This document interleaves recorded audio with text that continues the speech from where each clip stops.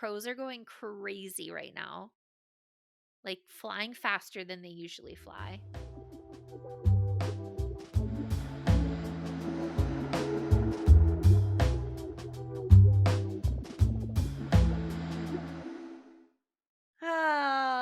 We're back.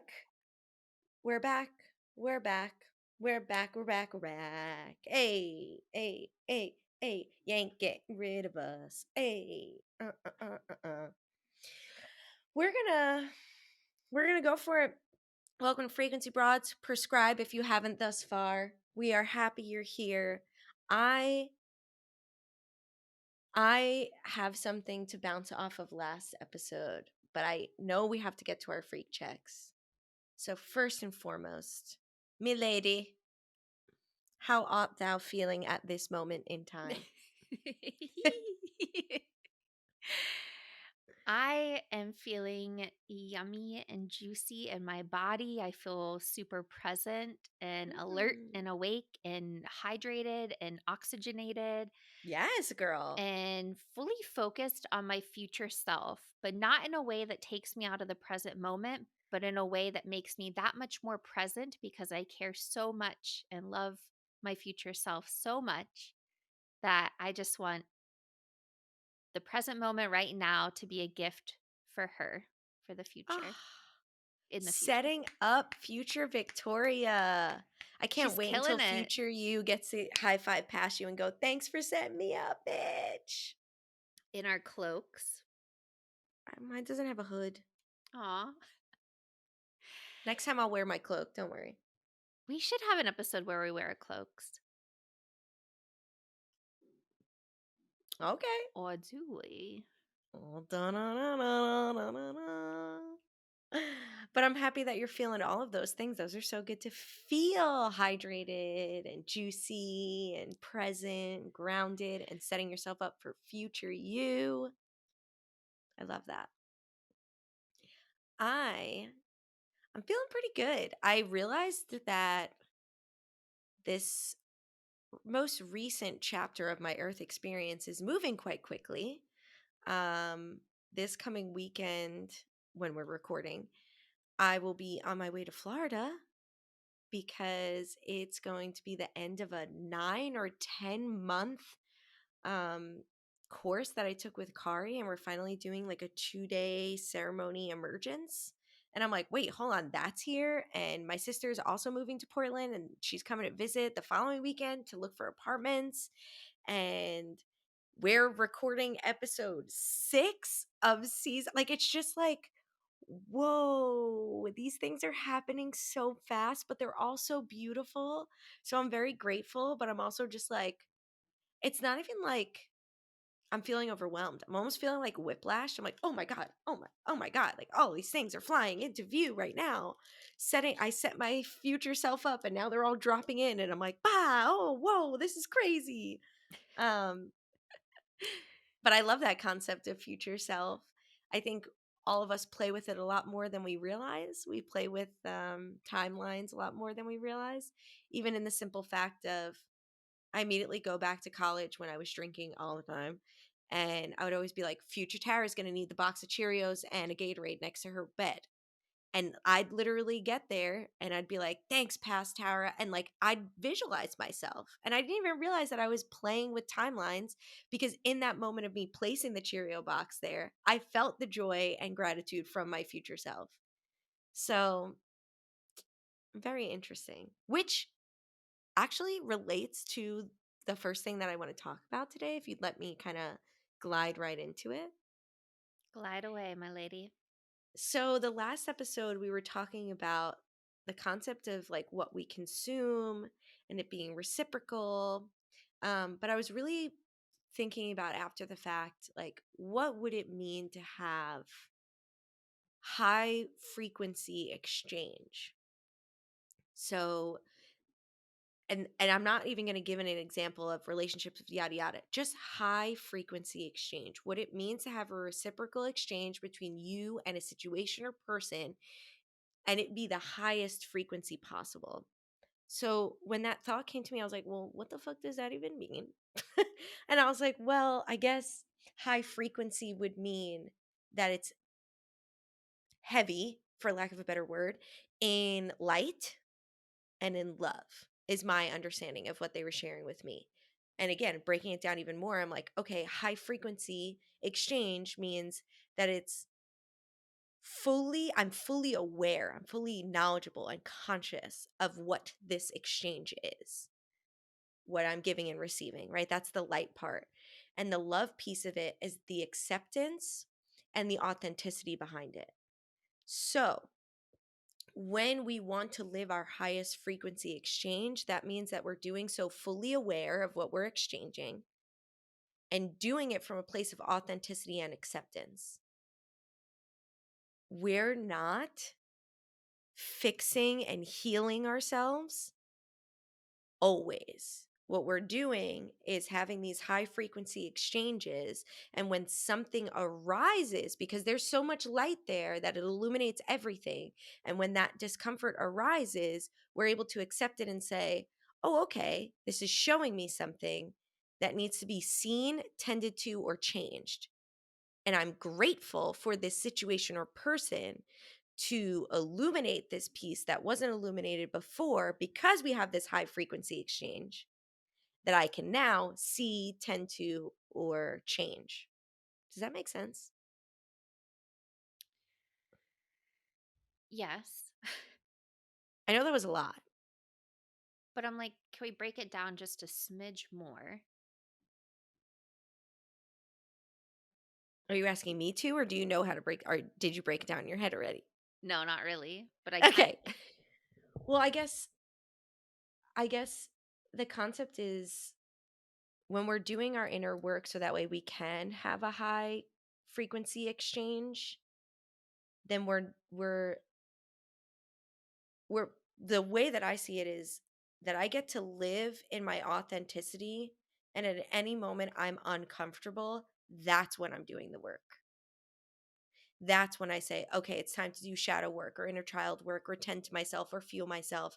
But I don't need to be chasing the high spiritually all the time and say, or push myself and say, you need to be fixed. Like, no, no, no. Divine timing is divine timing. And if I'm living in a state of consistent awareness of myself and I'm living in this consistent authenticity, then that means I can just coast until something becomes uncomfortable and then becomes my compass.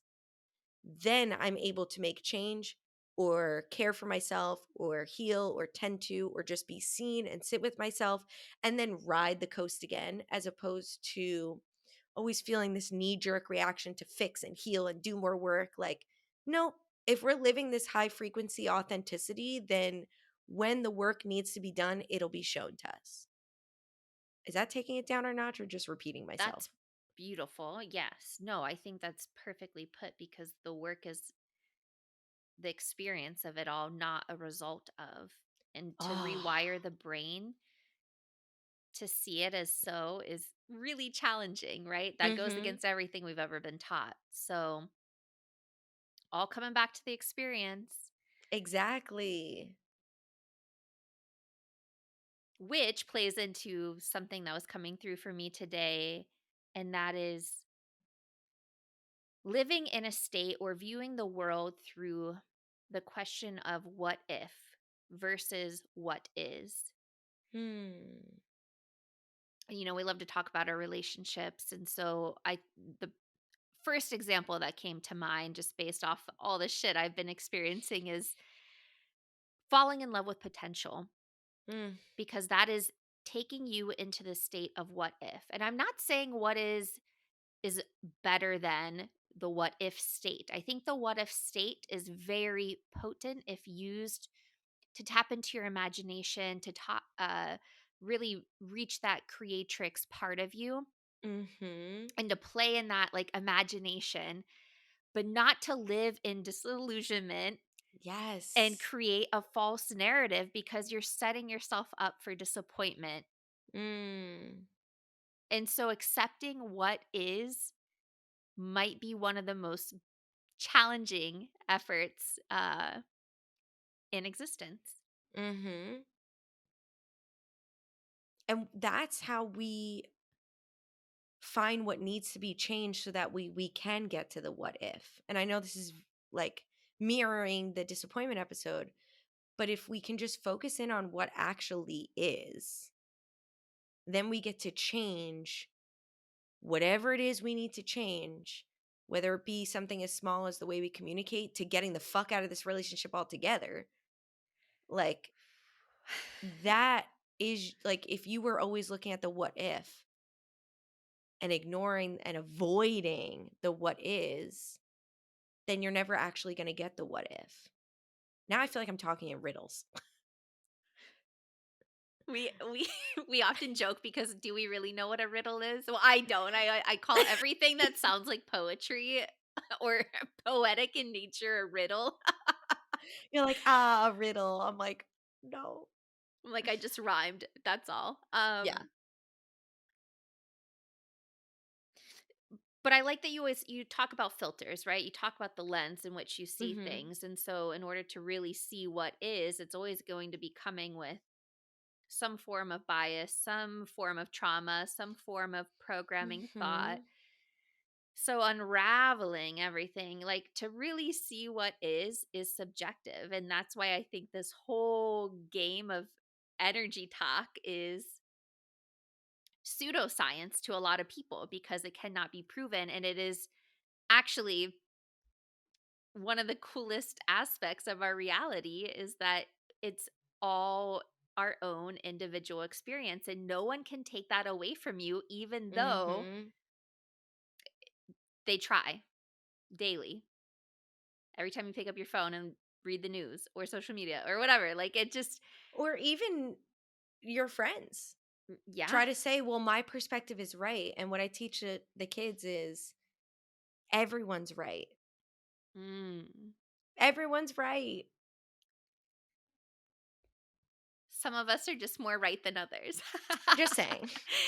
Well, Can't be and us. that's what okay, going back to the last episode where we're talking about, living in the state of duality but rising above it and that's where the magic Mm. happens, right? And so both of us are incredibly intuitive people, so when we see our friends in a situation, we're like biting our tongues a little bit because we're like, well, one, are they ready to hear what we have to say or the way that we see it? Is it going to help them or is it just something I'm saying to because I see it in the moment? Like, is it Or to gonna help myself. exactly. It is a fucking burden to Yeah. carry shit that you know someone is not ready to hear yet. But if you know they're not ready to hear it and perceive it properly, then you're only doing both of you damage by sharing that. But it is a fucking burden to be aware sometimes. And to, like you said, have to bite your tongue and watch the people you love go through challenges and turmoil. But when we force that upon them, we're robbing their soul the opportunity for them to evolve. And then they're more likely to push back and go further into what you don't want them into because they're resistant, because it's almost like that when magnets push each other away, if they're not Mhm. turned facing you where they're going to lock in, like you were saying with the magnets last time, then all you're going to do is as you approach them, push them further back into the behavior you don't want them to get into. That's fucking rough, dude. It is rough. And surprise, surprise, we're talking about the nervous system today, which freaking short circuits when it receives this kind of information because it's not ready to receive it yet. And yeah, I'm I'm the poster child for this, I think. Oh, um isn't that crazy though? Because we have our nervous system that spikes because of the lenses that we already wear, right? The fears we already have, what we've experienced, what we're able to accept, what the energy exchange is. And then our nervous system also spikes when we're aware of what other people are going through because of those mirror neurons, because of our empath, because of our mhm. empathy. And it's like, fuck, I can take that nervous system spike, thinking that high frequency exchange, that discomfort comes in, that my nervous system spikes. I can take that as a message, but what the fuck are you supposed to do when it's for somebody else? Like, that's so hard because you just need to sit on that egg and just be like, I just got to keep you warm until they're ready. But you are spiking the shit out of my nervous system because I'm Mhm. triggered by what you're going through. And I hate to see my friends going through what this pain or whatever. It's fucking hard. And that's when non-attachment comes into play because Ugh. like you said, you have to step back and let other people learn their lessons. But shit, can the lessons stop lessening? We're we're tired. We want to rest. We want to have fun. Oh God. And I think too, another big piece of that is we, especially for those who are new on the path or young, because this happened to me when I was in like high school, middle school age. Um, you need to know, you need to have self awareness, strong self awareness to know what is your traumas and triggers and what is somebody else's. Because someone who's empathic, like myself, like in high school, uh, just imagine your teen angst. Now imagine feeling your teen angst and at least one, if not two other people's teen angst that you're so close to. I was I was a mess. I was so depressed. I did not know what the fuck was going on. I'm like, but this doesn't feel like me. I don't have these thoughts. I don't have these feelings. And I did on some regards, but not this very specific one. When you're able to, before we even talk about shielding our energy and protecting our energy, you need to know what the fuck is yours and what's not. You need to sit with yourself and be like, is that actually mine? Or did I pick up somebody's grime while they gave me a hug or while I supported them? Then we start to put up those things. But that way we can at least only be activating our nervous system for ourselves and be able to tune in and read other people and maybe even feel other people, but not necessarily hold their shit. Right? We don't need that that exchange doesn't need to be so open all the time. And it takes practice. It takes learning and understanding energetic boundaries, Mhm. which I don't know about you. I don't know if there's a way to learn it without first experiencing how icky it feels, I right? don't Like, think so. Cuz like when I teach boundaries to the students, I tell them we learn boundaries when the boundaries crossed. And then we go, mm, "Oh, there's the line." Right? So when you start to open yourself up and then you're starting to pick up on other things and you're like, "Oh, here's the line. Here's where I can't tell somebody this message. Here's where I have to let go of their emotions. Here's where I have to just focus on tending to myself." But you're right. You need to feel the ickiness to recognize where that boundary is because everyone's boundary is so different in what they're capable of receiving and processing. so our nervous system is this beautiful central processing network that has its own unique intelligence and ways of interpreting what's going on. And I think from the early years of human existence, it was used to protect us. And we're still, experiencing that fight or flight sensation. But there's so much more beyond the Mm, duality of fight or flight. And I think in today's episode, I really would love to dig into this a little deeper with you, Tara, in just sharing our own mm, perspective of the power of the nervous system to work mm, for us and with us, to experience life in the most lavishly delightful and satisfying way. mm.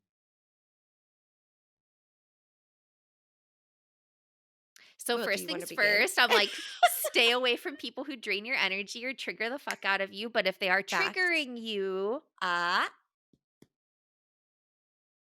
what are they teaching you with those triggers? And is it something that you have to stick around to experience time and time again? Or can you say thank you for these triggers and good day? Bye Oh. bye. We aren't doing notes, but I will say the one thing I wrote down, literally nervous system, and then I wrote your triggers came because it's ready to be illuminated, because it's ready to be seen. Can you find gratitude for those or what made that trigger come into your life? Oh, we're on the same page.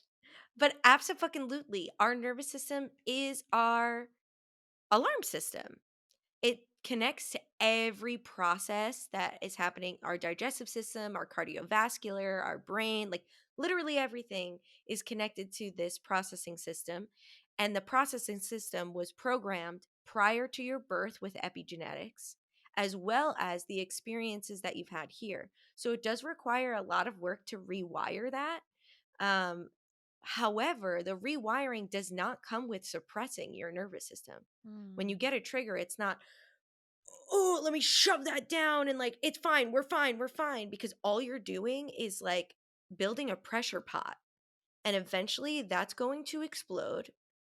And that's when we start making these impulsive and rash decisions that are coming from a space of fear because we have suppressed this fear for so long. So I think how to use the nervous system in your in your like on your side would be to fully let it activate. Fully let your nervous system activate in that moment, but have the skills and strategies to be able to process that in real time and then the resilience to bounce back to what you're doing because we're human and we can't just like, a mother can't just be like, my nervous system spikes, sorry infant, gotta go, like no, right? But like how do you get to tend to yourself, hear what your nervous system is telling you, and then have the resilience to bounce back, right? So I think when it comes to nervous system spiking, it comes with physical and mental and emotional components. So, first step is just identify without a story, without the why. I am feeling angry. I am feeling it in my body because my body is sweating, my heart is pounding, my cheeks are flushed. And these are the thoughts that are running through my brain right now. That's the story, but I see it as just these clouds and thoughts. Just identify. That's the first step. The next step would be to feel it. Okay, I am angry and my body's hot. Let's just let it be hot and be angry for a minute or so. Let me just feel it in my body. Oh, now the anger has gone from sweat to shake and from shake to tensing. Let's just like observe the movement of that emotion. Then we get to listen to it. What are you trying to tell me? If you had a voice right now, what would you say? I would say that this is unfair and I fucking hate him. Okay, cool. What else would you say? And I would say blah, blah, right? Then you start to recognize the why without having the story behind it because you're just listening. Then it's the calming part. Everyone feels their nervous system spike and then they're like, I need to know strategies to calm my nervous system. But you miss the whole point. And then that's suppressing. Those coping skills, if you do it too fast, is actually just suppressing. You're not learning from it, you're not gaining it as a compass. Then you use coping strategies, which we can get into. But that's how you use your nervous system to your advantage. That's how I would use it. I'm like, now would be a really good time to cue in our sponsored ad for Xanax. Just kidding. We Girl, don't you're on we don't it. need Xanax. We don't. We have plenty of strategies that But does the same. exactly, and I want to talk about some natural Xanax we can start to implement into our lives Mm. beyond the breath, beyond feeling it all, right? Cuz Mhm. it's a lot. It is a lot. And I think also giving your like I talked about like not doing the practice all the time to fix everything all the time. But what you can carve out practice time for is learning about yourself and testing out these different nervous system regulators because each emotion is going to require something different. When I'm sad, kickboxing boxing isn't going to help me. You know what I mean? Like me personally. When I'm angry it will, but not when I'm sad. But also like testing these things out, knowing what works for you and being flexible in that it's okay if you find something that works for your nervous system and then a month later it no longer works. That's okay, being flexible in that. But let me tell you, I have a whole resource that I have been working on for specific nervous system regulators. So I'm interested to see what you have besides the breath, because then I'm like, oh, I can put that on my reference for work. Regulators. Okay. I mean, I wasn't prepared for this one. The only thing I came in with for this episode was what is versus what if, and then a very in the process of healing nervous system. So I am today the model for willingly putting myself through a situation that lasted way beyond its expiration date, and to the point of what felt like short circuiting my nervous system to the point where it Mm, was like, not only do we need a reboot, restart, we need like a hard reset, reprogramming of everything mm, I thought I knew. And I can't talk about the nervous system without acknowledging the intelligence of the heart. mm, I'm a very heart centered being. This is often where I experience a lot of my emotions in my life through my heart. And through a lot of spiritual practices have been encouraged and learned how to be this heart-centered being, but it comes with a lot of responsibility and it comes with a lot of discernment that requires the mm, strongest boundaries that we can ever implement to our energetic being. So I say that because if you are wanting to live this open-hearted, hold on, I'm flinging things around. Um, if you feel called to live an open hearted existence, I strongly encourage you to practice and understand boundaries. mm, And you'll probably find that as you start to open your heart up more and more and more, it'll attract more and more and more people, places, and things that will test your boundaries. And I'm mhm. sick of this whole thing being like, "Oh, this is a test. This is a test." Like, I'm literally not like, yeah, Earth is a school. Okay, I get it's kind of a test. Maybe I am denying that it's actually a test. I just don't like tests, okay? And I just need a little break from lessons and just want to Yeah. exist. And so, in its ultimate form of a recalibrated nervous system, what works for me more than anything is being around in near water, Ah, yes. touch, whether it be a massage, a hug from a friend, uh, a healthy sexual partner, um, even just like having your hand held, like, Mm, right? mm.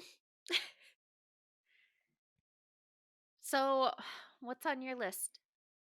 Okay, so I'm referencing right now these things that I made for work, and I organized it based on like general things you can do to calm your nervous system and listen to your emotions, and then things specifically for like anger and specifically for sadness or grief. So I'm going to try to rattle through them, and I am offering you to explore the way that I have my children explore, where just take one a week or one a month and utilize it and see how it feels to utilize it. First one being just being able to release the chemicals and hormones that are released when your nervous system is spiked by either laughing or crying. So obviously we can cry, we can sob, we can weep, right? Each of those being a little bit deeper into what needs to be released. Um, I have experienced in a grief ceremony this concept of a supported cry. Did I tell you about this, Victoria? Mm-mm, Oh no. my God, it's a fucking game changer. Talk about wanting touch. So you sit in a line and you get sandwiched between two people where you're all facing the same direction and their shoulders are pressing up against yours. So on Mm, my right side, someone's shoulder will be pushing up against me, and on my left side, someone's shoulder will be pushing up against me. And I am being fully supported by these two people. And the concept is to just be able to fully let go because people are supporting you, to the point where you can cry, right? So it could just be that they're just holding you from your sides and you're crying. When I was doing it, the three of us took turns and we were able to say, "Can I have more? Like, push me harder. Can you hold my hand? Can you rub my leg? Can I talk?" Right. And then we were talking about it.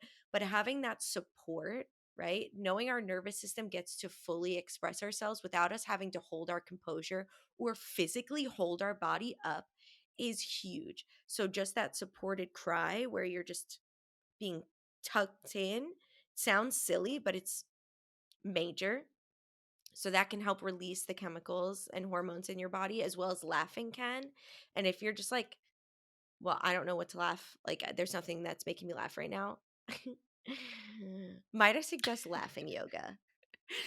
Have you ever done laughing yoga? I have, but even just, like, saying it makes me laugh. Exactly. And when I had the kids do it, they were like, well, we're not making each other laugh. Like, like the fake laughing isn't enough because you're supposed to face one another, like knees to knees, cross like crisscross applesauce, knees to knees, just looking into each other's eyes and fake laughing until you both end up really laughing. And it usually happens within seconds. Like you're both fake laughing and all of a sudden you get this like deep belly laugh.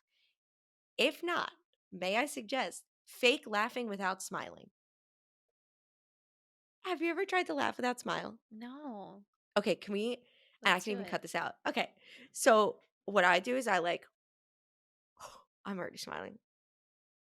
I'll just be like, "Ho, ho, ho, ho, ho, ho, ho, ho, ho, ho."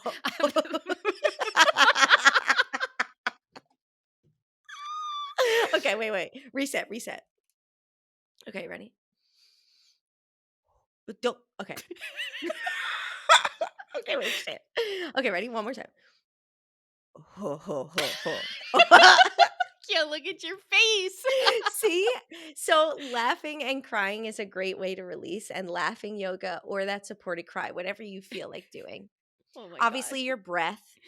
Obviously, drawing or writing or creating some kind of art or movement is helpful. That piece of creating still is a form of release.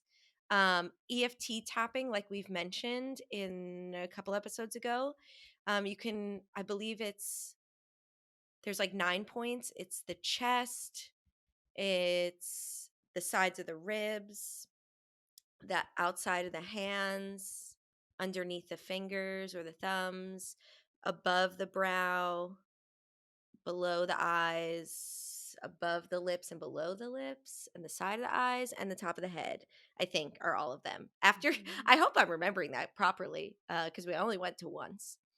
Um, Also, Victoria, slow me down if I'm rattling off. I'm trying to just give us all like a quick lowdown. Um, there's a couple more physical movements that are really, really good for anger. One is being on your knees, bringing your hands together above your head and like just slamming them on the ground, usually on a pillow, just like, or punching a pillow, just like beating that out. Cause again, you have all this adrenaline pumping, especially when we're angry.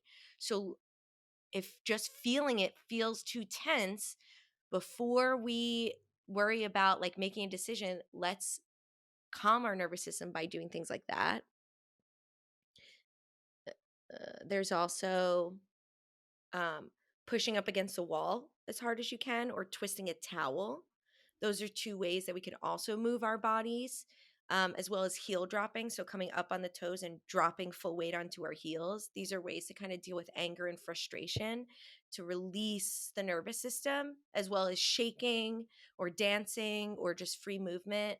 And then to come back to stillness, a great one is laying on the ground with your legs straight up the wall for 1 minute. That reduces your heart rate, brings down your nervous system, as well as a 1 minute hug. That sounds like a really long time, but once you're really laying in there, you can feel it. So far, so good, Victoria. A 1-minute hug sounds so much better than a 1-minute plank. I would take that any day. Trust me, it's so much better. And if you can't find someone to give you that 1 minute hug, it's giving yourself like really like I love cradling myself, like putting my hand on my neck and my jaw and leaning into that and just like rocking back and forth. Jocelyn always teaches us that, when we're in the womb or when we're a baby, we're being rocked back and forth. And that's our form of comfort. So allowing us to give ourselves that. Victoria said holding hands. Jocelyn also shows us to hold our own hand. right? And just, I hear you. So being able to support yourself, um, as well as like orientate, orienting, whatever that word is, where you just observe the things around you, right? 5 things you see, 4 things you smell, using all of your senses. Sorry if I'm rattling fast. I'm just trying to give you guys a quick um work through. Grounding also helps give that energy back to the earth. Or when we're feeling really sad or anxious, especially, the I am safe mantra, but stating it as a fact. This is a book and I am safe. I'm talking to Victoria and I am safe. That's a glass of water and I am safe. And the more that we do that, our brain recognizes that we're saying facts, right? I am Tara and I am safe. This is a lamp and I am safe. It tells our brain that the next thing is also fact, which is that you are safe. Obviously, these things are done when you're in a safe place to be able to control our emotions, as well as just being able to talk to one another and just let somebody hear us and say, like, I don't want advice, I just want to be heard. Mm. So those are just, I mean, there's many others, right? Like sound baths and cold plunges and, things like that. But those are just some quick strategies you can use on the fly. Like someone pissed you off at work, go into the bathroom and push on that wall as hard as you fucking can. Take a couple deep breaths, curse them out in your head, and get back to work. You know what I mean? And then you come back to it later and you're like, why did that person piss me off so much? Was I already in a bad mood, or did they trigger something inside me that's ready to be seen? Or were they just full of bullshit and projecting it onto you? Because that's often what happens is we are get triggered because of others' projections, when in fact it has nothing to do with us and it's not even our lesson to learn. We're just literally caught in the crossfires of someone else's output of energy or Mm. emotional expression. And so it's So then in really that important to notice the difference between the That's what I two. was gonna say. How do you notice though? How do you notice when it's your trigger coming up versus someone's projection that's pissing you off? I think when it's your own trigger, it feels deeply personal and can be tied to a memory that created a similar sensation in your body, which could coexist at the same time, right? Like it could be Right. happening and it just you're there, wrong place, wrong time. I don't know. How else would you see it? I don't know. I think I would agree with you is that deep longing. What makes it tricky is then we think of the energetics and say, well, we're also connected to our bloodline, that maybe we didn't experience it ourselves, but we're feeling for our ancestors, or parallel lifetimes that maybe we didn't experience it now, but I'm affected by it from something else. So that's where it becomes really like gray zone for me. And I'm not really sure even in myself where I'm like, is this my problem or is this your problem? Well, collectively speaking, it's all of our problems. Oof. Yeah, it is. I guess it's really thinking about back to the exchange. So if somebody is pissing you off and you're like, is that my trigger or their perspective? Take a moment to be objective and say, okay, well, if this person is yelling at me and saying that I'm being a bitch, objectively, am I being a fucking bitch to this person? Like, No, but I'm about is, to be. Just yeah, kidding. literally though, right? Like, what is the energy exchange? Am I actually doing the things that they're saying I'm doing? Or are they perceiving my actions through a lens that is not the reality that I'm giving off? Well, this is why gaslighting is such a major issue, Mm, because the projections of others get twisted and convoluted. So your reality no longer exists as your reality, it meshes with someone ooh, else's. And so go back to the what is and what if. What mm, is right now? And that's why knowing your truth, having a strong sense of self is so important. mm. And when you know yourself, right, even if you don't experience it now, but you sit with yourself and tap into your inner universe, then you will know your lineage trauma. You will know your other parallel lives. Like have now learned this fear of the house burning down has nothing to do with anything that I've experienced in this lifetime, nor has my family experienced, but what I have experienced in another lifetime. But I would have never known that if I didn't sit with myself. So I guess that's the first step to recognizing what's activating your nervous system versus what other is just pissing you off from other people. And also understanding that you have to take responsibility for what's yours. And you can't just say Mm. it's someone else's projection or gaslighting or narcissism to avoid what it is you actually have to deal with.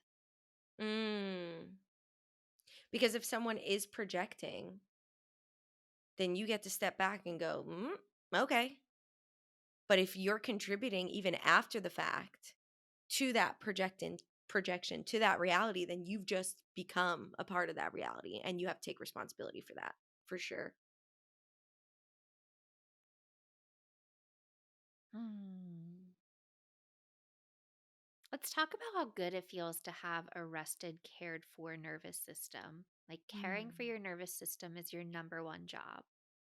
What does that look and feel like? I think for me, it looks and feels like that pressure cooker never exploding. And that doesn't mean that my nervous system is not activated because it does, but I can recognize when I start to pump these hormones and, brain chemicals through my body and go, ooh, something's not right. Let me take a moment and check in before I push down the pressure cooker and let it explode. And then because I'm catching it way before it does, I'm able to communicate. I'm able to make changes. I'm able to advocate for myself, set boundaries. That's what a calm nervous system looks like. To me, it feels like peace, surrender, acceptance, acknowledgement of self, and knowing how to get back to the core of yourself. Mm, It feels like love, it feels like presence. It feels like anything is really truly possible because your channels are clear mm, and you're able to receive and unravel this beautiful DNA code you came into this plane of existence to experience. Well, we can't have an episode and not talk about relationships. We're relationship people. But Tara and I have been chatting about divine union and how divine mm, union is really the ultimate co creation form of experiencing like a really elevated conscious relationship. And in a divine union partnership, your nervous system is at the forefront of being cared for and tended to, not only by you, but by your partner. mm. And that's why it's so important when you're getting to know someone is to understand their nervous system. Easier said than done, right? Like, how do you're like, okay, you grew up where and Yeah, what triggers you? What yeah. makes you feel peace? What makes you feel calm? And so many relationships are like fueled by the toxicity of jealousy or activating the nervous system in one form or another. And that's so Mhm. icky to me. I'm so done with that type of interaction.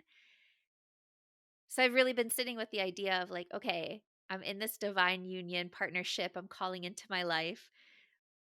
What does it look and feel like? And to me, it's the ultimate peace and comfort, the safety and security I've longed for and I've attempted to create within myself for myself. But there still feels like there's this missing puzzle piece because I really do believe in divine union that much that I know the power when two people come together and create. I mean, creating Mm. life is what we often see as a result of this, but children or offspring aside, like what does it really look like to see the fruits of your labor that you put into a relationship. I mean, really, you get to, like, live out whatever you want, like, of Yeah, course, with respect to your partner and what you're creating together, but so much is possible. I mean, you're kind of my, like, divine union partner right now we in this are. world. We are. We are divine union partners. And something that I loved is you said having that divine union is A, getting to know the person's nervous system, which comes with time and Oh, yeah, patience that and thing. communication. But also, I love that you said this person would make you feel calm, or not calm, comfortable and safe and cared for. Now, that doesn't mean that your nervous system never gets spiked. What it means is that you're in a safe enough container to allow your nervous system to spike and be accepted enough to face together what you're being seen. Now, Andrew and I, especially with the thing that we have gone through for the past 6, 7 months, spiked my nervous system a lot. But what we've created was a safe enough space that I knew I can get to my deepest, ugliest parts of me. Not that I get to act it out on him, but I get to reach it myself and share that with him in a respectful way, as respectful as I can be. Um, and him still accept and love me. That is tending my nervous system, not either of us suppressing my nervous system to say I shouldn't have this response. It's I'm going to have this response. There are pieces of me that will get healed, and there are pieces of me that will be scarred for the rest of my life, and my nervous system will spike. How can I tend to myself, and when I'm too weak, know that you have my back because you know how I work and it's a safe enough space to maneuver in where I can fully release and surrender because you are there to hold me? Not all the time. We're not talking codependency. I should be able to do the same for him, but creating a safe enough container where I can feel comfortable and calm and cared for, even when my nervous system is spiked. Now I'm, like, in la la land thinking about how good it feels to experience this. But I'm like, it's just, like, it's so close to me. I can It's feel right it. I can there. taste it. It's I know. I know. You're right there. But for now, I'm right here in front of you, baby. Mhm. And this in itself is divine union, right? Recognizing that divine union doesn't only mean relationship romantically, but that you can and should be creating divine union with everyone and everything. Talk about creating community, to commune together, to come together, to create something, to build something together. That's divine union.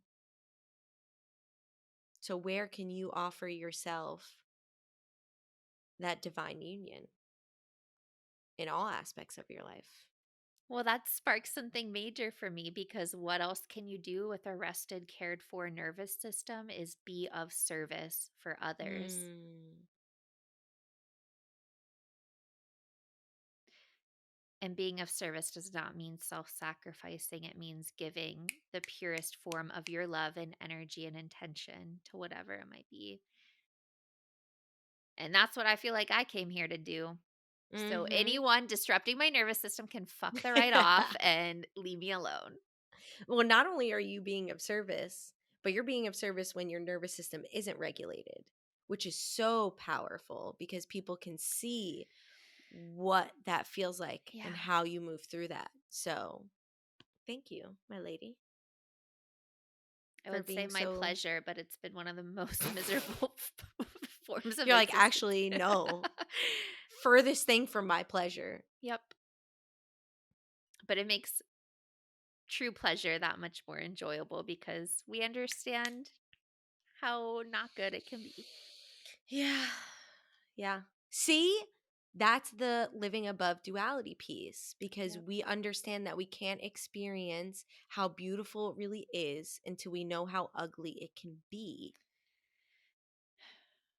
And that sucks in some regards, but it's where they meet together. It's where the ugliness and the beauty meets together. That is the magic. That's the juicy part.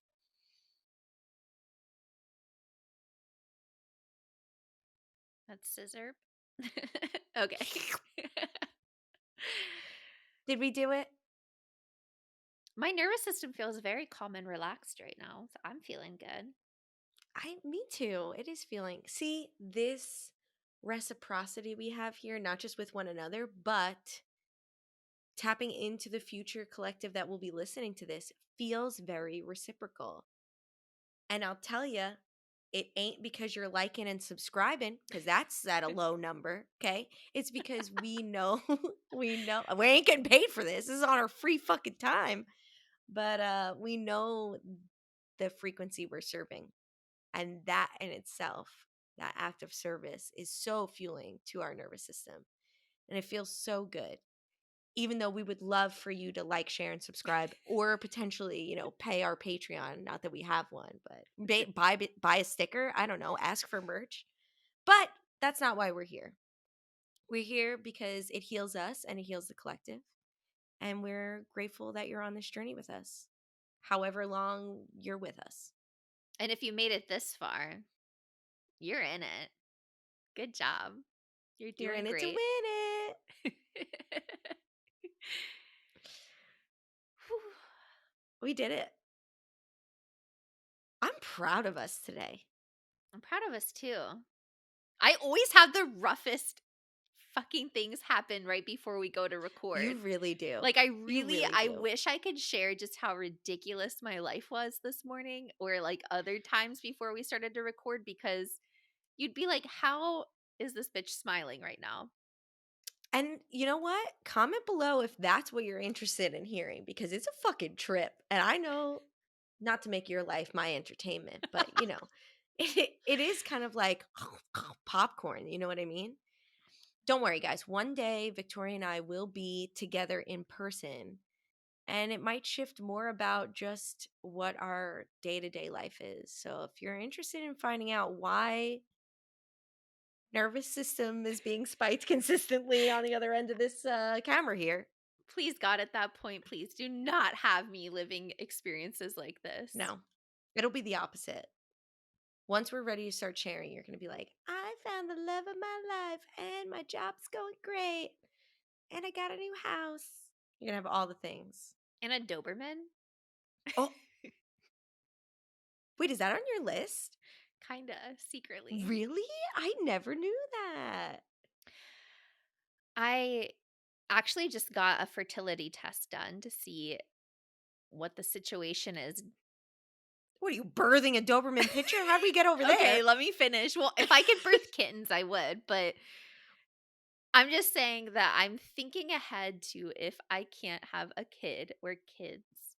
Like, let's think about animals, fur babies. You would go for a dog first, then a cat? Only if I had a man, because, like, I don't want to scoop poop every day. Only some days. Wait, but even if you had a cat, you'd have to scoop poop every day. Not if I have a good man. That'd be a crazy man, because if Andrew got up every time they took a shit, that'd be a fucking. You know what's funny? Sometimes when I like see these Instagram couples and I'm like, oh my God, how come I'm not like that? I'm like, hold on. How long have y'all been together? You know what I mean? Because after a while, Andrew's like, no, I don't want to be the only one scooping shit. I did it for the past week and a half. And I'm like, God damn it, you're right. And maybe there is men out there that will scoop the poop for you always. Well, if they're not creating other bullshit in my life, then fine, we'll take turns scooping another living thing shit. But like,